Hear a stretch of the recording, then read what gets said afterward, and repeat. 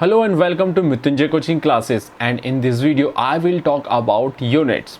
Before I begin, you all are requested to please like, share and subscribe to this channel for future video updates. Unit. The unit is measurement of any physical quantity, involves comparison with a certain basic, arbitrary chosen, internationally accepted reference standard. The physical quantities have two categories. The first is fundamental quantities and the other is derived quantities. The fundamental quantities are independent physical quantities that are not possible to express in other physical quantities, whereas derived quantities are those quantities that may be expressed in terms of base or derived quantities by means of mathematical symbol of multiplication and division only. Basically, derived quantities may be divided into two groups. Group 1 have proper units and group 2 have no units. That means group 2 consists dimensionless quantities. The units for the fundamental or base quantities are called fundamental or base units. A complete set of these units, both the base units and derived units, is known as system of units. In earlier time, scientists of different countries were using different systems of units for measurement. Three such systems, the CGS, the FPS and the MK system, were in use extensively till recently. The base unit for length, mass and time in these systems were as follows. In CGS system, they were centimeter, gram, second respectively. In FPS system, they were foot, pound and second respectively. In MK system, they were meter, kilogram and second respectively. The system of units which is at present internationally accepted for measurement is the International System of Units, also known as SI unit system. The first fundamental quantity is length and the SI unit of length is meter, represented by the symbol m.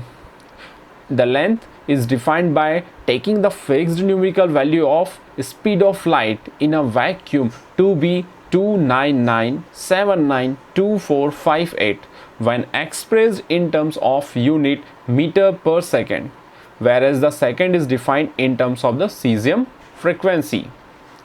The second fundamental quantity is mass and the SI unit of mass is kilogram, represented by the symbol kg. The mass is defined by taking the fixed numerical value of Planck's constant to be 6.62607015 into 10 to the power minus 34 when expressed in terms of joule second, which is equal to kg meter square per second. The third quantity is time and the SI unit of time is second, represented by the symbol s. The time is defined by taking the fixed numerical value of the cesium frequency, the unperturbed ground state hyperfine transition frequency of the cesium 133 atom to be 9192631770 when expressed in the unit of hertz, which is equal to per second.